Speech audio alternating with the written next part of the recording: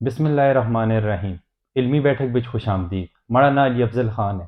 میں جس بک دا خلاصہ پیش کرسا اس دا نام ہے winning the war in your mind. اس میں کچھ اہم نکات ہیں جس سی روشنی پاساں۔ پہلا نقطہ ہے مثبت سوچ دی طاقت۔ اساں دے خیالات، جذبات، روایات آخرکار اساں دی حقیقت تا مجھ اثر انداز ہوندے ہیں۔ جدوں اسی اچھی تے مضبوط خیالات دا اپنی زندگی تا نظر پاندے ہیں تے مجھ اچھا محسوس کردے ہیں، جو کہ کامیابی، خوشی اور سکون دی وجہ ہوندی ہے۔ اساں دا دوسرا نقطہ ہے محدود سوچ تا قابو پانا۔ اساں دی محدود سوچ اساں کو اپنے مقاصد کو حاصل کرنا کولو روکتی ہے۔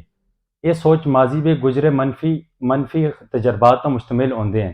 بہرحال اسی سوچ کے مد مقابل اس مثبت سوچ کو اسی قابو پا سکتے ہیں، جڑا کہ اساں کو زندگی بچ اگر کامیاب کر۔ اساں دا تیسرا نقطہ ہے نظم و ضبط بچ عبور حاصل کرنا۔ کسی بھی مقصد کو حاصل کرنا جو کہ نظم و ضبط ضروری ہے، جس کی بدولت اسی اپنے خیالات اور جذبات کو کنٹرول کر رکھتے ہیں۔ زندگی دے ہر شعبے بچ یہ ضروری ہے اساں کو کسی بھی مقصد کو حاصل کرنا جو کہ منصوبہ بندی کر کے نظم و ضبط پیدا کر سکتے ہیں۔ اساں دا چوتھا نقطہ ہے لچک پیدا کرنا۔ زندگی دے مسائل کو قابو پانا جو کہ لچک پیدا کرنا ضروری ہے۔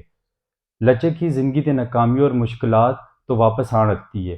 اسی اپنی غلطیوں کو سیکھ کر مصیبت دے ویلے مثبت رویے نال لچک پیدا کر رکھتے ہیں، جس جو کہ انسان کو مسلسل محنت اور کوشش دی ضرورت ہے۔ ایک ذہین زندگی دی تکمیل۔ ذہن سازی زندگی بھی سکون پیدا کرنے دا ایک طاقتور ذریعہ ہے۔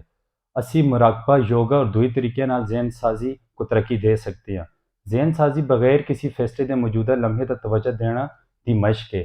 ذہن سازی دے بدولت انسان ایک طاقتور اور اچھے فیصلے کر رکھتے